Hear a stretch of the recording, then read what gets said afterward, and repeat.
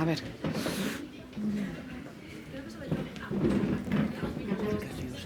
Yo sí. Es que yo, claro, es que ha sido difícil.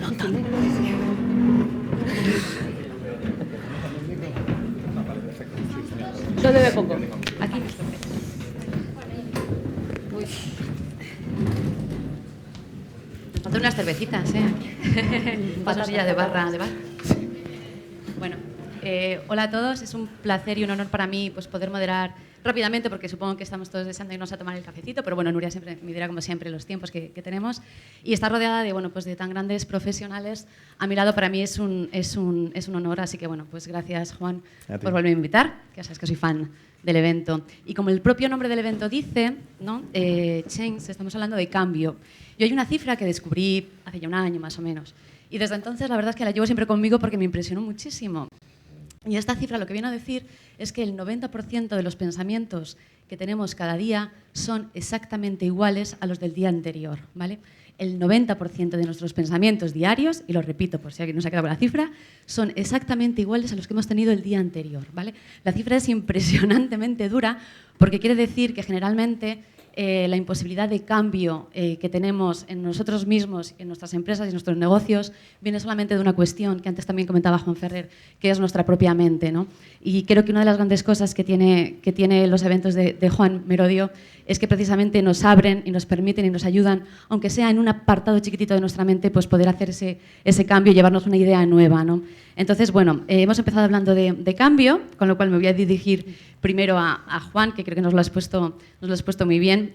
Tú esta cifra la conocías, imagino. Tú trabajas constantemente con empresas y trabajas con personas para gestionar el cambio. Si pudiéramos resumir en una muy rápidamente impedimento, en una resistencia más grande que te encuentras, ¿cuál crees que es?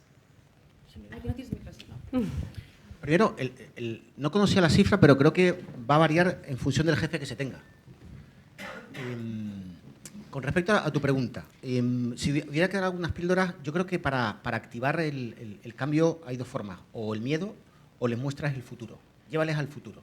En un proyecto que estamos haciendo, lo que hicimos con los empleados fue coger a los directivos y llevarlos a una empresa donde ya se había implantado y ellos al verlo fueron los prescriptores de ese cambio. Entonces hay que buscar esas palancas emocionales que ellos se conviertan en prescriptores y no resistentes. Pero sí creo que hay una ignorancia o arrogancia o falta de humildad o desconocimiento de que el cambio, lo decía, no es una cuestión de software o de tecnología, es una cuestión de cambiar la forma de pensar y ahí es la mayor resistencia y creo que hay que invertir en ello. A veces con talleres o con sesiones de coaching en alguien o con un trabajo, digamos, de cirugía emocional para que luego ellos cambien al resto. Aunque voy a hacer... Voy a hacer, por favor, quien quiera decir lo que sea, que veo que a veces en movimientos y Mirta me ha parecido que quería decir algo. Yo me muevo porque me estoy por vale, caer de la silla. No, por favor, que se lance y que me diga. Estás diciendo, al final lo que sale debajo de todo esto es la palabra humano, ¿no? No lo hemos mencionado muchas veces, me ha sorprendido, porque generalmente sí que es verdad que sale más, sin embargo es el fondo y el principio y el comienzo de todo, ¿no? En la palabra ser humano, ¿no? Y además sabemos que en el futuro presente ya del trabajo el ser humano se pone en el centro de todo. Antes ha salido también la palabra liderazgo, ¿no? Y nos decían, Juan, si queríamos formar parte de una orquesta de estas de clásicas o si queríamos formar parte de una orquesta de jazz, ¿no? O de otro prototipo. Y yo os voy a preguntar, mi opinión, y me la debatís o me la decís si os pensáis igual o no. Vamos a empezar por Mirta. Para mí, todos a día de hoy tenemos que ser líderes de nosotros mismos, ¿no? Todos somos líderes, ya no vale hablar de líder y de persona porque todos estamos obligados a ser líderes de nosotros mismos. Pero bueno, saber vuestra opinión al respecto de este concepto de liderazgo y también qué habéis pensado con esto de la orquesta sinfónica, si os funciona mejor en la empresa ser sinfónica o si estáis intentando hacer el cambio, o ya lo sois, hacia una orquesta de jazz. El tipo de empresa, una televisión, de por sí es más una orquesta de jazz que una orquesta, es un grupo de jazz que una orquesta. Te ves empujado por los cambios a adaptarte muy rápidamente porque mueres si no en una semana, no hay tiempo. Yo creo que incluso Para nosotros es más un problema de encontrar ese momento para reflexionar, es más, lo que hemos hecho en redes, por ejemplo, lo hemos podido hacer porque somos un buen grupo de jazz, porque cada uno se ha puesto a tocar por su cuenta, hemos desafinado al principio un montón de veces, pero hemos encontrado también, conviven quizás todavía los dos sistemas, ¿no? En los momentos en que desafinamos, tiene que venir el director de orquesta y poner orden y crear un cierto rumbo, pero yo lo que sí veo que ha sido de una manera espontánea, probablemente por el tipo de profesional que trabaja en una televisión. Sobre todo la gente que trabaja en contenidos tiene ya desde antes una disposición mayor al cambio. Y en el caso de Telefónica y también desde la experiencia de comunicación en la que estás, Luz. Bueno, afortunadamente en Telefónica hay gente que se ocupa del orden y a mí me ha tocado el caos. Pero vamos, sabemos que es un caos y no pretendemos ordenarlo. Para que os hagáis una idea, os hablaba de la red social interna, pues 85.000 empleados registrados, hay 200 redes. De ellas, la global tiene 565 grupos activos en el último mes. Pregúntame qué han hecho en alguno de ellos, no tengo ni idea. Entonces, creo que en este momento convive, pues, evidentemente, esa estructura, esa estrategia de comunicación con este desorden, que para eso tenemos esto, que la gente cree grupos, comunidades libremente, y luego está el compromiso que nosotros asumimos con respecto a ellos. Nosotros lanzamos un manifiesto a principios de año en el que nos comprometíamos a intentar, que es muy difícil hacerlo, intentar dejar de ser el Departamento de Comunicación Interna y convertirnos en el Departamento de Conversaciones Interesantes. Es todo un esfuerzo, ¿eh? Eso implica que antes de hacer nada tienes que escuchar, escuchar y escuchar. Y hasta nosotros que creemos en ello nos cuesta. Pero yo creo que ese es el compromiso y es el único camino. Si a la gente no le haces partícipe de las cosas, se desconecta. ¿Y hablan solamente de trabajo o hablan también de otros temas? Ellos pueden hablar de lo que quieren, de lo que quieran. Hay grupos también que tienen que ver con ocio, tiempo libre. La red es una red de trabajo y las restricciones son muy pocas. Intentamos que no se metan en temas religiosos más que nada porque no empiecen a pelearse y se monte ahí un lío, o temas políticos por lo mismo, pero no se censura nada. Ha habido un grupo, yo qué sé, de gays y lesbianas que se lo han montado pues para quedar entre ellos, hay de todo, o sea, realmente no... Qué bueno. Tú no dices solo de trabajo, no, pues la gente, hay otro de mi tiempo libre, he visto que han montado uno de rugby los de Reino Unido, o sea, y cada uno hace un poco lo que quiere y está bien porque para eso está. Y hemos visto unos modelos de negocio, más de empresas más grandes, grandes compañías. En el caso de Juan y en el otro Juan, y ahora te pregunto a ti, Juan, directamente, tú eres el hombre orquesta, básicamente, ¿no? Por tu modelo de negocio y por cómo tú eres, diriges, actúas, ¿no? Tienes un perfil absolutamente nómada, así que te conocen, que decían antes 200%, había dicho alguien, ¿no? Tú eres el hombre 200% de velocidad y de acción y de todo. Cuéntanos, en este sentido, cómo es tu propia orquesta. Me encanta el caos, pero creo en el caos organizado, que al final creo que vivimos en una época súper caótica y tenemos que organizarlo. Creo que solo no se pueden conseguir las cosas. Siempre es bueno o es necesario o es imprescindible rodearse de gente mejor que tú, de un equipo, ¿no? Esto es algo que, por ejemplo, yo siempre se lo he escuchado a Richard Branson y creo que es básico, ¿no? Al final, muchas veces te rodeas de gente, o sucede muchas veces en grandes empresas que se rodean de gente que por distintos temas de conflictos de intereses no permiten que escalen por encima. Creo que es todo lo contrario. Al final el valor debemos buscarlo en toda la gente que te rodea y esto es el factor de la sinergia, ¿no? En matemáticas 1 más 1 es 2, es la pura aritmética, pero en sinergia la suma de factores individuales es mayor que a la suma del conjunto, es decir, 1 más 1 sería 3. Por lo que creo que al final la orquesta se compone de varias cosas. Comentando lo que decía el grupo de jazz, yo sería todavía más disruptivo y cogería un grupo de heavy y lo haría de orquesta de 4 cuerdas. Metallica, National Smackers, existe. Gracias, Juan. Una de las cosas que se ha mencionado, tenemos grandes expertos aquí, obviamente en marketing, en redes sociales, en comunicación, en dirección. Pero una de las cosas que se han mencionado, aun toda la importancia que tiene por supuestísimo, marketing y redes sociales. Yo creo que uno de los grandes errores que cometen las empresas que pretenden hacer un cambio, digitalizarse y modernizarse, es pensar que simplemente añadiendo, creando o impulsando las redes sociales o el departamento de marketing digital ya se está digitalizando la empresa, ¿no? Y creo que, por supuesto, es mega importante, porque sin ello tampoco vamos a conseguir el objetivo final, pero como se decía y decía antes Juan, el cambio de una empresa para conseguir la innovación y el business in change completo pasa por hacer una transformación y un ecosistema digital de toda la empresa, ¿no? Esto también pasa y conllevará, no sé si en el presente o en un futuro cercano, pues por cosas como flexibilidad y trabajar en virtual. Yo os preguntaría a los 4 directamente qué percepción tenéis de los que estáis trabajando ya en empresas de esta posible realidad que puede llegar, que yo creo que va a llegar, y de los profesionales que trabajáis precisamente trabajando en el cambio y en la digitalización al respecto. Si queréis empezamos por ti mismo. Yo antes creo que hay... ¿Sí, ¿se oye? Sí. Creo que hay otra etapa. ¿Cómo es posible que compañeros que trabajan aquí en multinacionales salen a las 8, las 9 de la noche y se van a trabajar a Ámsterdam y salen a las 5 de la tarde? Y a las 5 y cuarto les apagan el ordenador. O sea, la primera fase que tenemos que aprender es, ¿podemos trabajar de forma eficiente? Que creo que no se trabaja en España. Ya luego, esa fase de poder trabajar en casa ya sería la madurez. Pero creo que hay una primera etapa de decir, ¿por qué no aprendemos a trabajar de manera eficiente? Quizá también los atascos puedan, por ejemplo, últimamente. Quiero decir, que como que perdamos muchísimo tiempo, eso también sería interesante tenerlo en cuenta, ¿no? Que decir, perdemos mucha eficacia por la pérdida de tiempo que se genera muchas veces en los entornos físicos, ¿no? A ver, yo siempre digo, y no quiero monopolizar, ¿qué pasaría si las reuniones las hicieran de pie y al sol? ¿Cuánto durarían? Eso refleja la inoperancia, el ego, los discursos ramificados, etc. O sea, o aprendemos a ser eficientes o no podemos pasar a otra etapa. Yo estoy totalmente de acuerdo. Con atasco o sin atasco.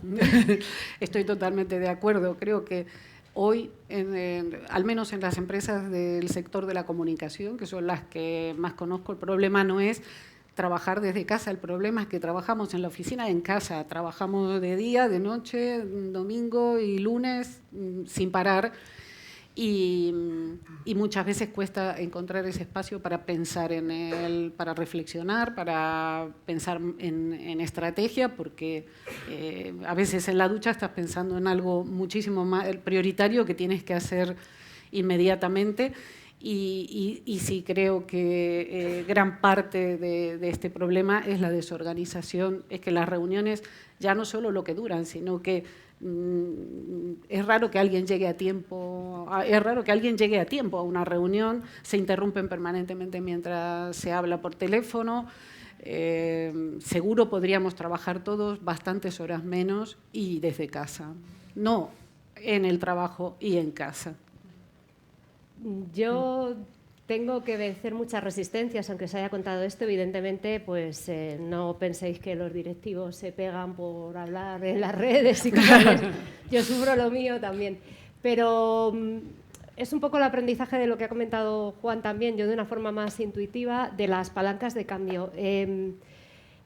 Explicar desde un punto teórico y abstracto esto va a ser bueno para ti, en general no funciona. Coger un prototipo, un equipo, un ejemplo y mostrar, mira, estos lo han hecho y ahora resulta que producen un 20% más y lo han hecho así, así y asá, dicen, esto lo veo y esto lo compro.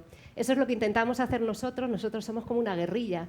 Vamos haciendo pequeños proyectos, de repente tienen mucho éxito y te empieza a llamar gente. Argentina ha lanzado un grupo, yo quiero el mismo, porque les ha ido muy bien, porque tal. Y entonces eso ya directamente tú no vas haciendo marketing, el marketing te lo va haciendo un pequeñísimo proyecto que yo creo que es exactamente lo que habría que hacer con el teletrabajo.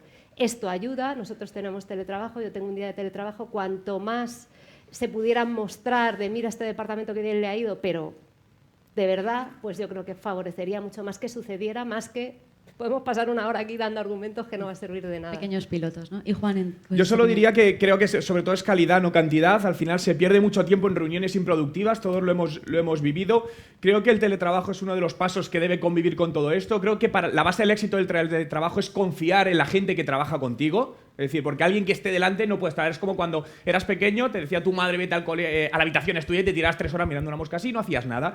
Exactamente lo mismo. Y luego yo propongo, si no lo conocéis, que utilicéis el método Pomodoro. Yo llevo utilizando varios meses y es para tareas específicas, ¿no? Es para una tarea en concreta, 25 minutos de trabajo, 5 de descanso. ¿Por qué? Simplemente, automáticamente el cerebro, si te diesen toda una tarde para hacer una presentación corporativa, te tiras toda una tarde. Si te dicen tienes 25 minutos para hacer una presentación corporativa, al final la sacas. Entonces es un método que estamos probando y nos va bastante bien. Pomodoro. ¿Para la gente? Vale, pues bueno, muchas gracias. Os iba a preguntar la última pregunta muy rápida. Es vosotros miráis antes de cruzar la calle, ¿verdad que sí? Sí, ¿no? Bien, eso es importante. Me dice Nuria, si hay preguntas entre vosotros, que tiene que haber, me imagino, y aprovechar este momento, pues...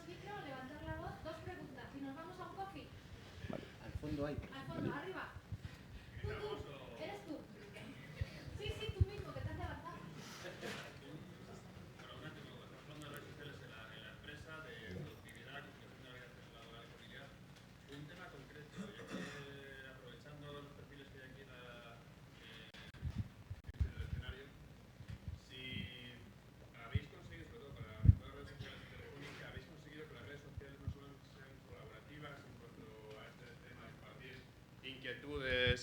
Y vivencias, sino también compartir trabajo, es decir, que romper la cultura de silos y aprovechar lo que un área determinada o departamento con un directivo con un poquito de ego, ya sabes que los directivos tienen un poco de ego, le haya podido servir a otra persona que a lo mejor está no sé dónde, perdida en el mundo, que tiene esa necesidad y le va a ahorrar un montón de tiempo que puede ganar para luego tener pues, su vida. Bueno, yo os he hablado de este caso, como ya os he dicho, hay 200 redes y pasan muchas cosas. Telefónica son 120.000 empleados en 20 países y la dificultad que tiene la gestión de nuestra red social interna es que tenemos todos los estadios que existen en redes sociales internas de madurez del usuario conviven. Tenemos gente que no ha entrado nunca, gente que está en la etapa de adopción, que hace un uso un poquito más casual o lúdico, y gente que ya tiene una madurez extraordinaria y que trabaja directamente con ello. Hay, por ejemplo, varios casos en Reino Unido, los grupos de las tiendas, todas las tiendas coordinan su trabajo con un grupo en la red social y trabajan colaborativamente. Lo mismo sucede en Alemania. Y te puedo dar bastantes ejemplos, pero me gusta uno concreto, por lo que estábamos hablando de la concreción. Hace poco lanzamos una newsletter que en vez de lanzarla con el típico contenido de intranet, pues resumimos mucho más el contenido, escribimos un post en la red social para experimentar si el hecho de que ya directamente lo tuvieran que leer en la red social les invitaba más a comentar, a hacer más me gusta, más engagement. Entonces era un post que hablaba de la implantación de antenas ecológicas en Brasil. Y efectivamente lo que sucedió es que saltó una persona de México, oye, estamos trabajando aquí, estamos desarrollando antenas ecológicas, por favor, ¿nos podéis poner en contacto con la gente de Brasil que está haciendo esto? Y efectivamente es lo que hicieron y están intercambiando conocimiento. Es lo que buscamos un poco, explotar esa cooperación transversal y la inteligencia colectiva. Al fin y al cabo, cada uno de nosotros somos una neuronita en Telefónica, pero el cerebro de Telefónica no soy yo, ni tú, ni aquel, sino depende de la calidad, la inteligencia de Telefónica, de las relaciones que establezcamos entre nosotros. Y eso es lo que intentamos hacer con este tipo de plataformas. Una pregunta más, ¿quién se atreve? Hombre, que sois 300. Venga aquí, dale. Sí, no, hola. Yo simplemente, al hilo de lo que decía él antes, y hablando de Telefónica, pero un poco todos que estáis testando en realidad, si tenéis intención de luego modelizar o no os interesa para nada y preferís seguir observando cómo el caos por sí mismo se autodefine, o si tenéis a la gente de gestión de conocimiento o de modelos y demás para hacer optimizaciones, best practice y todo este rollo. Sí, bueno, nosotros sacamos casos de uso, o sea, os lo he contado como un caos. Dentro de lo que podemos ir viendo, tenemos al equipo de Big Data también trabajando ahí, viendo un poco lo que se puede extraer y extractar. Nos gusta hablar de caos porque muchas empresas que han lanzado redes sociales corporativas han lanzado redes sociales corporativas de una forma estructurada y ordenada. El caso de Telefónica no es así, esto ha crecido por presión popular.